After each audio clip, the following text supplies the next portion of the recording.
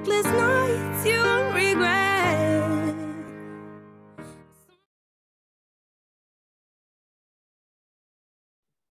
Hello, Olives and BBGs. We're so thrilled to welcome you back onto BBYO On Demand main stage for this special conversation with Bruce Pearl, Auburn's head coach. Hey, I'm David Mesa from Delta. My pronouns are he, him. As a devout Auburn fan, I'm so hyped to talk to Bruce Pearl today. Bruce has coached Auburn's basketball team to new heights. And just this weekend, Auburn was ranked #1. And I am Madison Landau from GJHRR Central Council, and my pronouns are she, her. We are so thrilled you've joined us today. I'm so excited to learn about your story and how it has played into your time on the courts.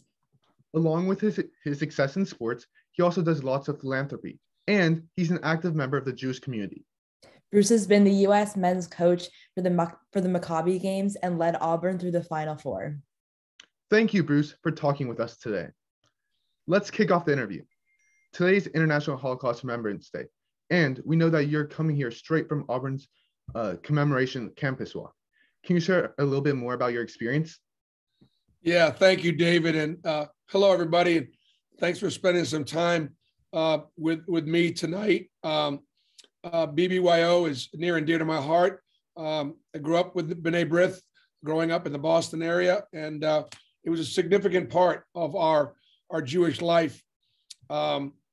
So Auburn is not does not have a very big Jewish community, but that doesn't stop us from being together. We have a wonderful little synagogue in town. We've got a very active Hillel here on campus, and it being Holocaust Remembrance Day, we gathered tonight right in front of the president's the administrative building, the oldest building on campus. We lit candles. And we reminded ourselves that never again and never forget.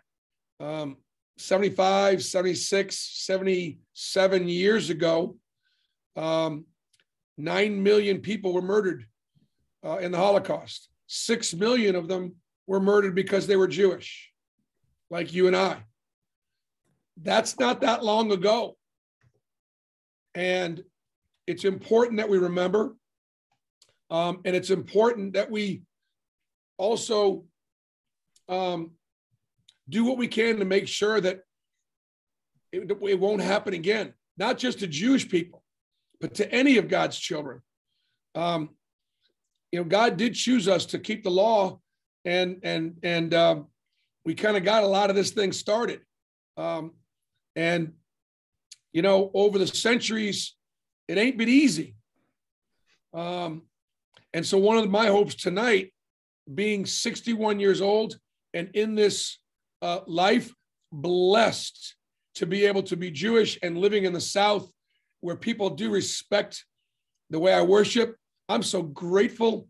I'm so hopeful. But at the same time, I'm also old enough to see my grandfather in tears when we talked about the Holocaust and the family members that did not survive, or the tremendous challenges that Israel is facing as our Jewish homeland. So part of my hope tonight is to pass on some stories, and in many ways, pass on the torch to you guys, that next generation. That was wonderful. Thank you so much for sharing that with us. So you've worked with hundreds of athletes over the course of your career. What role has Judaism played in your approach to coaching? That's a great question. So as a coach, my job is to bring people together, to put teams together, to have an understanding that when we as a team are successful, you as an individual will benefit far more than if you as an individual is successful, but the team fails. So there's got to be a real sense of community. I think specifically regarding my Judaism, I'm able to relate more to my Black players, and 90 to 95% of my student athletes over the years have been African-American, because they've experienced racism and racial profiling and other challenges of inequality. And, but at the same time, sometimes some people like to think, hey, they're the only ones that are persecuted. No, we're all in this together. We definitely need more love, and we need more peace. We need more tolerance. But don't think you're the only ones, because they killed 6 million of my brothers and sisters just because of how we played. So don't think, oh, I don't know what you're going through. No, I don't know what it's like to walk into a store and be Black and be watched. I may not know that, but you watch what happens when I pull out my chai and see what kind of reaction that gets. So I think it's allowed me to have empathy and have an understanding. And then I'm going to tell you right now, the number one thing we talk about doing as student athletes, everybody goes to practice, everybody gets coached. It's what you do when you're not at practice that separates you. How you train, what kind of rest do you get? How do you eat? How are you behaving? You know, how do you treat women? How do you treat people? So simply this, we try to do the best we can to every day do things that God might bless and not do the things that would break his heart. And so honestly, there's a faith base to my team. God is alive, present in our locker room, judgmental and witness. And if we can get that, then we got something that not everybody has. We have that as Jews. We have that relationship. Abraham is the father of our nation. And so that's kind of how my faith has been transferred into my coaching. Wow, that was very touching, Bruce. What are some types of qualities that make athletes great leaders on and off the court? You know, David, one of the things that I think is misunderstood is people think that you have to be a great leader to be great, and it's not accurate. I know many great players that weren't good leaders, let alone great leaders, but they were great players. I think in this world, we need way more Indians than we do chiefs. I think there are too many people trying to be chiefs and not enough people willing to be Indians. You know, we need a great rabbi. We need a great teacher. We don't need 20 rabbis. We need some people that worship and do the work. Not that rabbis don't do the work, not that coaches don't do the work. And so what happens is we create this thinking that the only way you can be great is you got to be able to lead. And then when you realize that that's not what makes you tick, then all of a sudden you feel, oh my God, I can't be great. I'm awful. I don't lead. No, you can be great at what you do, and that's even better than leading anybody else. Now, for me, I can't do anything, but I can lead. And so go to your strengths. You know, what are you good at? You can't be great at anything unless you're already good at. Find out what you're good at. Work at what you're good at and be great at it. Recognize what you're not good at and don't spend a ton of time working on it and becoming just okay at it. Recognize you're not very good at it and do something else or hire somebody to do that, right? Yeah. Wow, that is so inspirational. Can you tell us a little bit more about the Jewish Coaches Association and what your role in that looks like?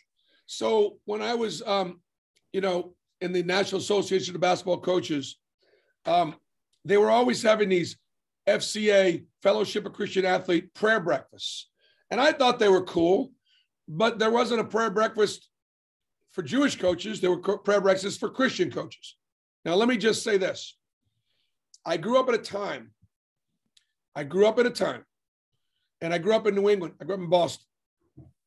There were enough Jewish people in the community, but the communities I was in was, predominantly non-Jewish, right? But enough Jewish people there that there was so much sensitivity to prayer in school or mentioning Jesus by name or a particular kind of God. And I know this is a little controversial, but I'm open. I want to share it with you. And as a result, we couldn't have a Christmas tree downtown at the town hall because not everybody put out a Christmas tree. Or not everybody prayed this way, so God can't be in a school. And so, man, I'm like, that really bothered me. Now, when I was younger, and my friends after the national anthem would kind of cross themselves, I used to put the Jewish star up. I put the three, I went right here, here, here, here, here, and here. My mother, the first time she saw me, oh my God, Bernie, my dad, he's crossing himself. No, Mom, I'm throwing up the Jewish star because I wanted the connection in that prayer at school, and I got it. I made that connection. And now, Madison, I didn't answer your question. Come back and bring me back to your question. Yeah, it was, what is the Jewish Coaches Association like, and what is your role in that? Okay, so then being in coaching, I was like, you know what? Let's get my brothers together. Let's give us a breakfast. Let's have a prayer breakfast. Because again, I go back to prayer. I love to pray. And so, I'm here in my office, and I've got the Bible here in my office. So I helped start it. And it's been going on for about 15 years now. And, we would have bagels, deluxe, and cream cheese on Saturday morning at the Final Four. And even the year I was in the national championship in the Final Four, I spoke. And it's just a great networking thing, to help. I always invite the Jewish coaches to come watch me practice. And just because I'm one of the older Jewish guys. Yeah. Can you give us the real scoop on what being a head coach looks like for you? There's a lot more to, look, I'm a teacher. And that's what I do. That's what I do. But to whom much is given, much is expected. And so you can't do this by yourself. And so I empower people. I've got a great staff. I want to know what my staff thinks. I've got to make decisions. You'll appreciate this, I think. It's not my job to make every right decision. It's not the head coach's job to make every right decision.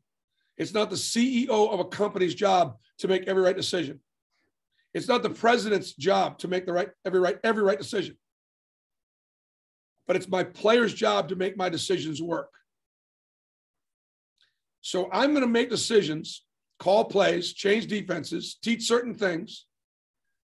And if I've studied, and if I've gathered information, and if I've taken their input, at some point, somebody's got to make a call.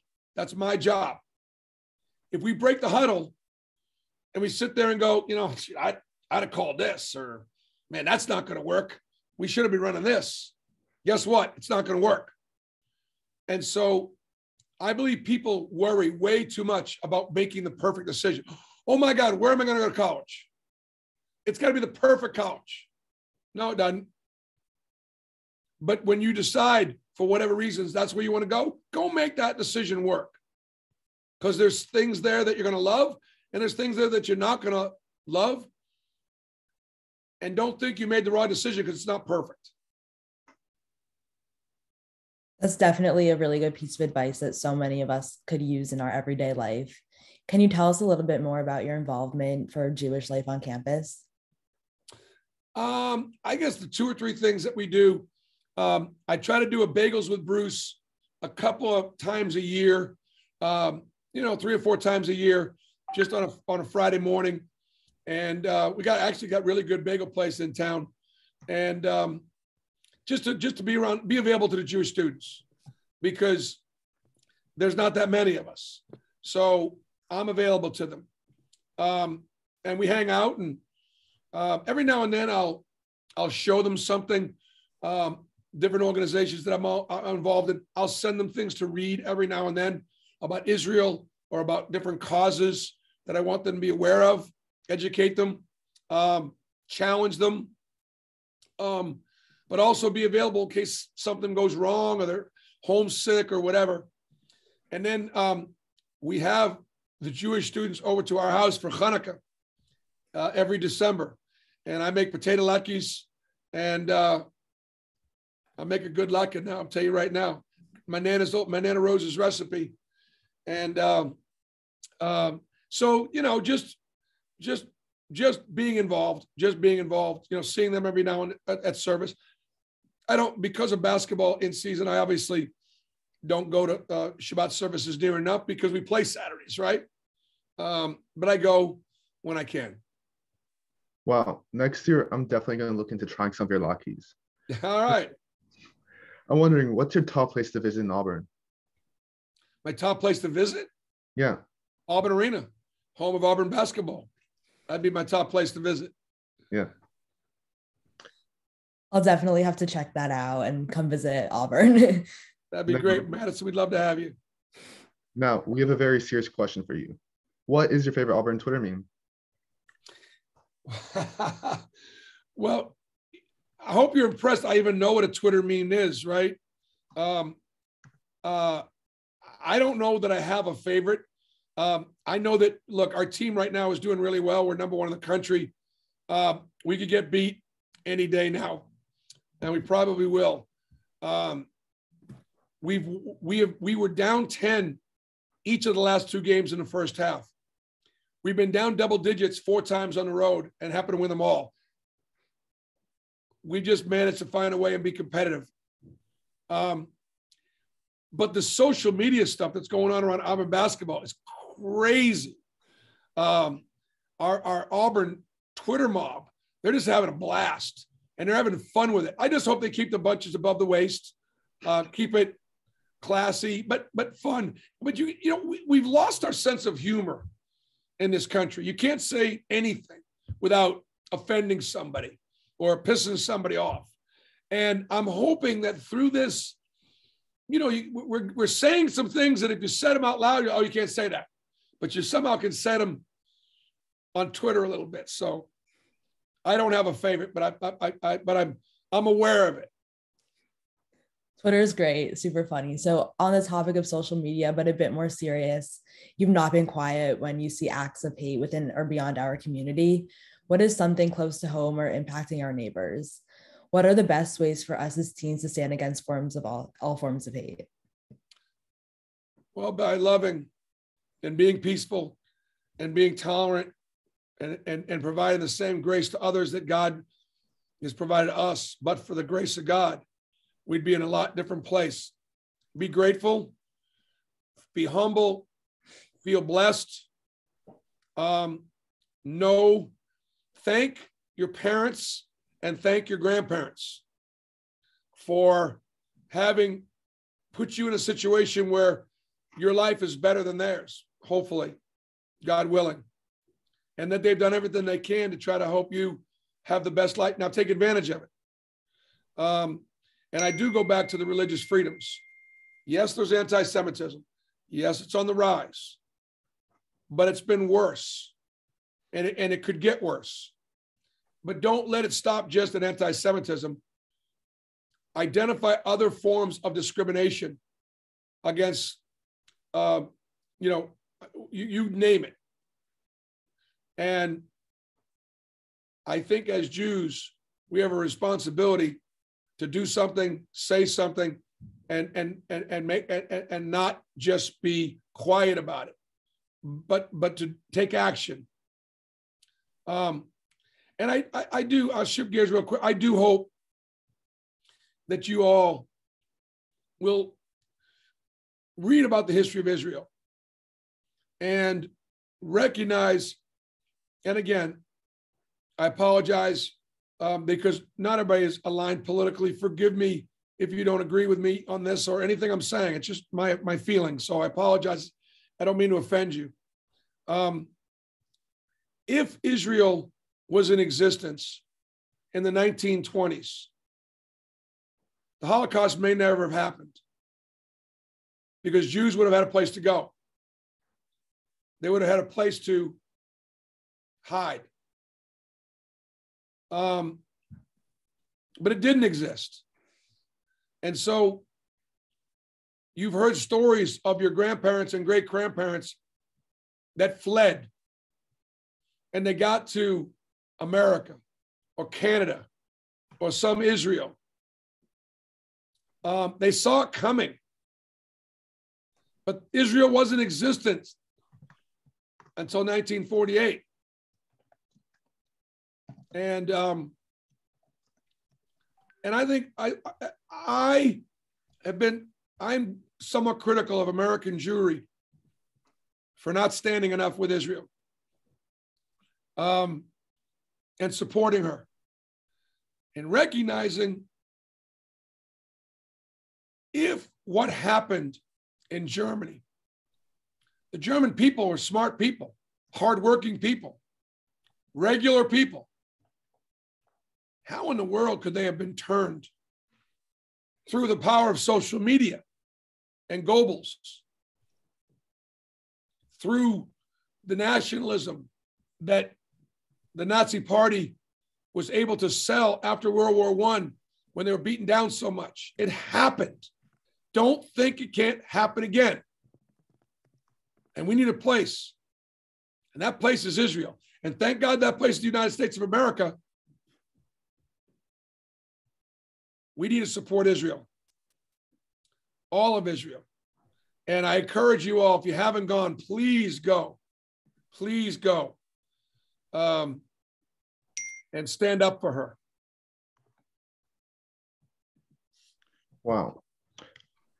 Speaking about the opportunity that our great-grandparents, our grandparents gave to us and like they struggle for, what advice would you give to Jewish teens trying to figure out their next play? Well, David, you've got your Star of David on, and I commend you for that. Let me say this, guys.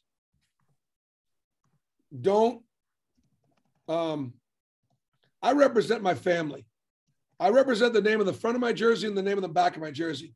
The name of the front is Auburn. The name of the back is Pearl. It was actually Pearl Mutter. And then when my grandfather emigrated here, they cut off the Mutter and they shortened it to Pearl in Ellis Island. You represent your families. You represent the name on the back of your jersey, but you also have a name on the front of your jersey. And with that comes a responsibility.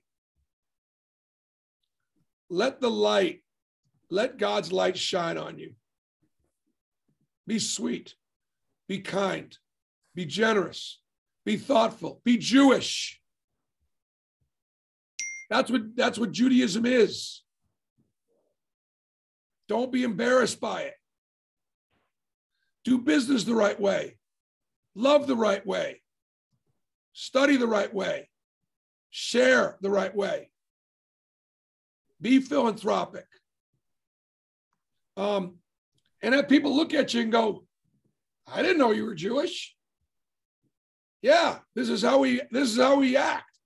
This is how now, like I tell my players all the time, my black players, every time you screw up, go fail a drug test, go commit a crime, go do this and do that. All you're doing is contributing to the stereotype. All you're doing is contributing to stereotype. Stop it. Don't. You represent in the front and the back. So my advice to Jewish kids of what's next, take the responsibility that God gave us and run with it. Be proud of it. And then just do the best you can. That's all. Do the best you can. And that's got to be good enough. It's good enough for me. Wow. I think speaking on behalf of everyone here, we all just feel so inspired by everything you've been saying for the past 30 minutes. And I would just like to thank you specifically and everyone for coming out tonight. This was truly a once in a lifetime opportunity. And we've got so much more coming down the pipeline on BBYO On Demand this year. So stay tuned for new events on bbyo.org/on-demand. And the schedule is live for everything coming up. And any member can add a new event to host at any time. Bruce, thank you again for joining us tonight. to show us another example of how our faith knows no bounds. From your interpersonal stories to the advice you give to future generations, you've helped show how we, Jewish teens, can really have an impact. David, thank you. Appreciate you guys. God bless all of you. And let me give you my email. Write my email down. If I could do anything for you, let me know. It's real simple. Coach Bruce Pearl at auburn.edu. Coach Bruce Pearl at auburn.edu. Y'all take care. Shalom. Thank you so much for joining us.